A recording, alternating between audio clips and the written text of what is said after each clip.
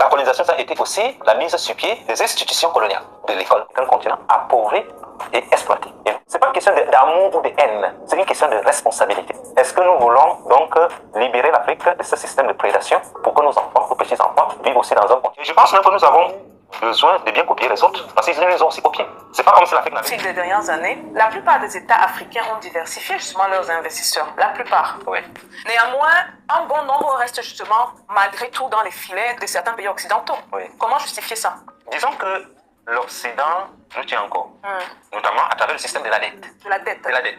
Il y a aussi ceux qui doivent leur arriver au pouvoir, c'est-à-dire à l'accompagnement en background de l'Occident. Par exemple, lorsque vous êtes candidat à une élection présidentielle, ils vous envoient une équipe de communication, une équipe de campagne qui finance même, n'est-ce pas?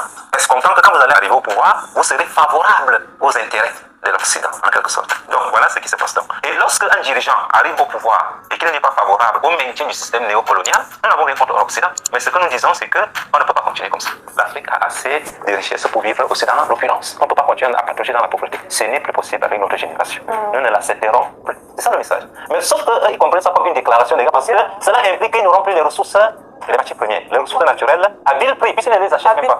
Ce n'est pas une question d'amour ou de haine, c'est une question de responsabilité. Est-ce que nous voulons donc libérer l'Afrique de ce système de prédation pour que nos enfants, nos petits-enfants vivent aussi dans un continent épanoui? Ou alors, nous allons démissionner et continuer à patauger dans la pauvreté, la misère, qui ne sont pas naturelles, qui sont créées. Parce que l'Afrique est un continent appauvri et exploité. Et un continent pauvre, en quelque sorte. Il faut donc sortir de là. Mais lorsque vous voulez sortir de là, les autres prennent des contre-mesures pour vous maintenir sur place. Soit par la distraction. Et c'est ce que nous avons fait depuis les indépendances, la distraction.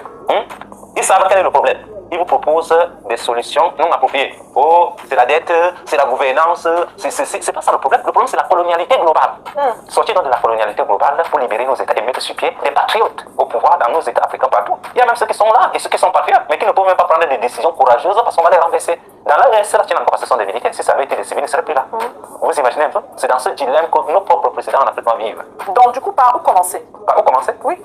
Parachever, donc parachever le processus. C'est-à-dire, parachever ce processus, ce n'est pas seulement l'indépendance politique. Puisque nous avons, par exemple, la colonisation n'a pas seulement consisté à débarquer les soldats européens dans nos ports pour prendre possession de nos États. Un président. Mais que peut faire un président s'il est dans un système attaché? Donc ce n'est pas seulement un problème de M. Biya, de M. Kamto, de M. Je pourrais même dire qu'au fond, par rapport à la vie de la nation, c'est un épiphénomène. L'organisation des élections internes. C'est-à-dire si on était dans les États souverains, les États où on a huilé la matière politique, on ne devait même pas avoir de débat dessus. Quelqu'un vient, il fait 5 à 10 ans, il part, quelqu'un d'autre vient. Mais comme nous ne sommes pas encore dans ce système-là, en réalité c'est abusivement que nous parlons de souveraineté. Si le peuple est souverain, depuis quand le peuple camerounais et le peuple africain s'est prononcé sur la question monétaire? Puisque la monnaie est un élément de souveraineté. C'est la preuve que nous ne sommes pas souverains. Et je pense que le rôle de l'intelligence africaine, c'est aussi d'aider nos dirigeants à libérer nos États. Parce que ce combat est global. Ce n'est pas seulement un combat politique, ce n'est pas seulement un combat militaire, ce n'est pas seulement un combat économique, c'est aussi un combat intellectuel. Nous ne pouvons pas continuer à former des gens qui sont surdiplômés, mais qui passent le temps juste à mimer et à réciter les connaissances de l'Occident sans essayer de les adapter à notre propre réalité, à notre propre culture. Ce n'est plus possible. Il faut donc décoloniser même la pensée. Ne plus avoir vis-à-vis de la connaissance en rapport de récitation, mais articuler. C'est ce que je pense. Je peux me tromper, mais c'est ce que je pense. Est-ce que tu penses, toi à moi, que la pensée de la plupart des Africains est colonisée? Pas que je pense, c'est ce qui est. Comment ça? La colonisation, ça a été aussi la mise sur pied des institutions coloniales, de l'école coloniale, l'élite coloniale, néocoloniale ou coloniale. Quand la colonisation est arrivée, ce n'est pas l'élite bureaucratique qui est au pouvoir. Aujourd'hui, c'est l'élite bureaucratique qui est au pouvoir. Il y avait une élite traditionnelle. Où on formait, on était pratiquement le chef ou le dirigeant de père en fils. Ce système avait pour avantage de ne pas laisser les fanfarons arriver au pouvoir. Parce que parfois, les fanfarons peuvent aussi arriver au pouvoir à travers l'illusion démocratique. Le pouvoir résulte de l'initiation. Il faut être aguerri avant d'arriver au pouvoir. C'est pourquoi le roi, le chef, était formé dès son enfance et accompagnait son père. Il comprenait les processus politiques, il comprenait les enjeux. C'est pas parce que quelqu'un a un doctorat, une licence, une maîtrise, on va prendre le pays, on lui donne. Il ne connaît rien du pouvoir. À part réciter les connaissances institutionnelles et académiques, les appliquer peut-être dans les procédures déjà huilées, dans des bureaux et autres, mais le pouvoir est une science. Et l'Afrique avait donc des écoles où on apprenait la science du pouvoir. C'était dans les chefferies, les royaumes et autres, on apprenait la science du pouvoir. Mais figurez-vous que cette science n'est même pas enseignée. Maintenant, qu'est-ce qu'on fait? On envoie nos étudiants les plus brillants, ils font sciences politiques, ils font droit et autres, ils récitent les théories de pouvoir de Montesquieu, n'est-ce pas, de John Locke et autres, et ils viennent nous expliquer comment on doit donc organiser les élections pour choisir un chef dans un continent plusieurs fois millénaire. Vous imaginez un peu? Cette élite-là, qui avait le pouvoir, a été exclue complètement. Décoloniser signifie aussi réhabiliter cette élite-là et permettre à cette élite de participer au processus politique. Ne pas seulement les instrumentaliser à travers l'écriture d'émotions de soutien, en quelque sorte. Ça, c'est d'un point de vue du pouvoir. Décoloniser l'école veut dire, comme l'école sous la colonisation a été fondée sur le paradigme européen, sur la culture européenne, réaxer l'école sur la culture africaine parce que le paradigme est culturel. Or, on nous enseigne sur un paradigme extra-africain, extra-culturel donc. C'est pour ça que nous sommes hors sol. Et nous ne connaissons rien des réalités de chez nous. Ça crée donc un dédoublement social. Vous avez une société, des gens qui parlent français et anglais, et l'autre des gens qui parlent les langues maternelles et qui ne comprennent pas le français ou l'anglais. Et nous, donc, par orgueil ou par enthousiasme, nous pensons que ceux-là sont illettrés parce qu'ils ne parlent pas français. Or, les Chinois, ils envoient les fusées dans l'espace, ils ne parlent pas français. Sont-ils illettrés? Les Iraniens, ils fabriquent des missiles. Sont-ils illettrés?